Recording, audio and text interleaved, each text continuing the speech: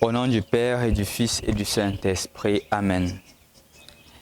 Évangile de Jésus-Christ selon Saint Jean, chapitre 13, des versets 31 à 33a, puis des versets 34 à 35. Au cours du dernier repas que Jésus prenait avec ses disciples, quand Judas fut sorti, Jésus déclara: « Maintenant le Fils de l'homme est glorifié et Dieu est glorifié en lui. Si Dieu est glorifié en lui, Dieu en retour lui donnera sa propre gloire et il la lui donnera bientôt. Mes petits enfants, je suis encore avec vous, mais pour peu de temps. Je vous donne un commandement nouveau, c'est de vous aimer les uns les autres. Comme je vous ai aimé, vous aussi, aimez-vous les uns les autres. Ce qui montrera à tous les hommes que vous êtes mes disciples, c'est l'amour que vous aurez les uns pour les autres. » Bonjour chers frères et sœurs dans le Christ. Rendu au 5e dimanche du temps pascal, qui d'une certaine manière tend déjà vers la fin du temps pascal, nous sommes appelés à méditer justement sur l'amour. Et ici, je prendrai référence à l'Apocalypse de Saint Jean, la deuxième lecture d'aujourd'hui, où Jean nous présente le ciel nouveau et la terre nouvelle. Il fait comprendre que le premier ciel s'en est allé, la première terre s'en est allée, et justement, il y a un ciel nouveau et une terre nouvelle, où règne la justice, où règne la paix, où Dieu justement est au contrôle de toutes choses. Dans l'évangile d'aujourd'hui, nous écoutons encore Jésus qui donne un mandat. On précise bien au moment de partir, il donne un mandat. C'est un peu comme un testament. Le testament qu'un papa peut laisser à ses enfants. Et à cela, il dit justement que le testament que je vous donne, c'est un commandement. C'est de vous aimer les uns les autres comme moi je vous ai aimé. Donc prenez d'abord pour modèle l'amour de Dieu. Ce n'est pas d'aimer à sa manière, c'est d'aimer comme Dieu. Et justement, comme moi je vous ai aimé, si j'ai senti l'amour de Dieu habiter en moi, je dois aussi aimer mon frère. Et plus encore, il dit, le signe par lequel on reconnaîtra que vous êtes mes disciples, c'est par cet amour-là. C'est par l'amour que vous aurez les uns envers les autres que les gens s'apercevront que justement Dieu habite en ces personnes-ci. Dieu habite chez les chrétiens parce que justement l'amour de Dieu se manifeste.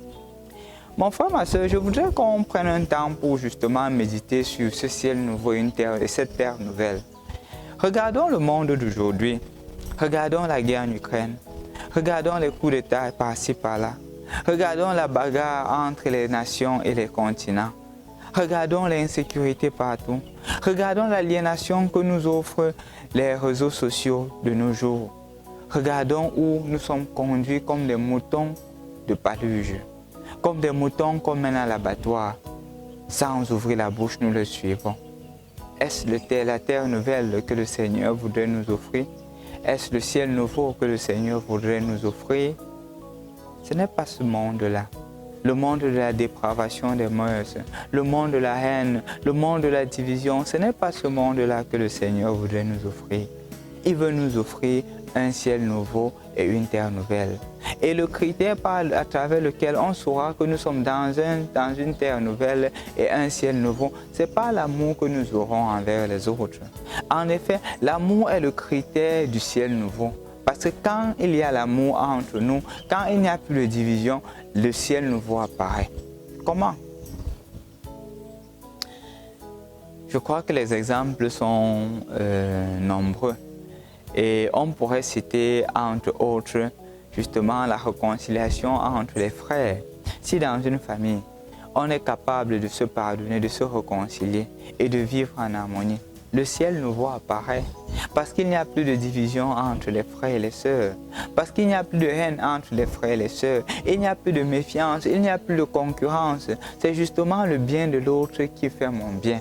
La joie que l'autre a avancé, la joie que l'autre est devenu quelqu'un de meilleur me rend heureux. Mais malheureusement, Nous sommes encore dans le premier monde, le monde où quand quelqu'un est meilleur que moi, je me mets à le jalouser. Le monde où quand quelqu'un s'en sort, je me mets à l'envier, je me mets à vouloir le détruire. Quand je vois quelqu'un qui justement a un potentiel grand, je voudrais tuer ce potentiel parce que mes intérêts sont en difficulté. Ce n'est pas ce monde nouveau-là que le Seigneur nous offre. Et ce n'est pas seulement dans la vie familiale, dans la vie professionnelle, c'est partout dans la société. Ou même pour rien du tout, on se met à aller agresser les autres, on se met à voler les autres, on se met à devenir malhonnête. Parfois même c'est parmi nous les chrétiens.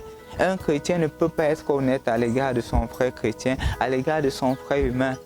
En quoi le monde nouveau apparaîtra? Le monde nouveau, c'est un monde où règne l'amour. Et l'amour, justement, ne prend pas pour modèle la personne, elle prend pour modèle Dieu. C'est Dieu qui est le modèle de notre amour. Et comment est-ce qu'on va voir que cet amour-là se matérialise? Quand je suis capable de voir Dieu dans l'autre, même dans les manquements de l'autre, je suis conscient que le Seigneur m'aime à travers mes limites. Et m'aimant à travers mes limites, j'accepte l'autre avec ses limites. Je ne mets pas à le condamner, je ne mets pas à le détruire. Non, je l'accepte et je l'aime tel qu'il est ou tel qu'elle est. C'est ça le monde nouveau que le Seigneur nous offre. Quand justement on s'aime. Et il y a plusieurs personnes qui justement parfois ne sont pas encouragées à embrasser notre foi chrétienne catholique parce que quand ils voient les chrétiens se comporter, ils disent que ça ne vaut pas la peine. Il n'y a pas trop de grande différence entre nous. Et le Seigneur veut alors te dire et me dire que c'est à travers ton baptême, à travers le changement, à travers la métanoïa que tu effectueras. Et comment est-ce que tu regarderas ton prochain que les gens seront sensibles à la foi chrétienne et l'embrasseront. Parce qu'en toi, ils trouveront le Christ manifesté. Je voudrais donc t'inviter aujourd'hui, mon frère, ma soeur, à construire ce ciel nouveau-là et cette terre nouvelle à travers la réconciliation que tu pourras construire dans ta famille, à travers la paix que tu pourras construire entre tes frères et tes sœurs, et à travers aussi une vie authentique et sérieuse que tu pourras manifester. Quand les autres sont des malhonnêtes, sont des bandits, sont des voleurs, sont des escrocs, toi tu te comportes différemment, tu es capable d'être honnête, tu es capable d'être vrai, tu es capable d'être humble, tu es capable de demander pardon et de pardonner. En cela on trouvera en toi quelqu'un d'authentique. En cela on trouvera justement le signe à travers lequel on reconnaîtra que tu es disciple du Christ, à travers l'amour. Combien de personnes ont perdu la foi à travers notre comportement? Combien de personnes ont abandonné le Christ à travers nos comportements égoïstes au lieu d'avoir des comportements basés sur le Christ? Aujourd'hui encore, le Seigneur nous donne la grâce. Le Seigneur te donne la grâce et me donne la grâce de reprendre le bon chemin et de construire ce ciel nouveau et cette terre nouvelle. Ce ciel nouveau et cette terre nouvelle ne passera que par toi ou par moi. C'est vrai, ce n'est pas facile, comme dit les Actes des Apôtres. Il nous faut passer par bien de preuves pour entrer dans le royaume des cieux. Ce que je te dis, ce n'est pas facile. Mais justement, c'est pour cela que le Seigneur te dit que c'est lui le modèle de l'amour. Ce n'est pas toi, ce n'est pas ton effort. N'oublions pas que Pierre a régné Jésus parce qu'il comptait sur ses forces. Si tu prends pour modèle le Christ, les choses avanceront. Et je te réinvite aujourd'hui, si tu veux justement imiter le Christ, prends sa parole, médite-la chaque jour. La méditant, tu te laisseras de plus en plus transformer. Et te laissant transformer, le Seigneur construira en toi son règne sur la terre comme il est déjà au ciel. Bon 5e dimanche du temps de Pâques.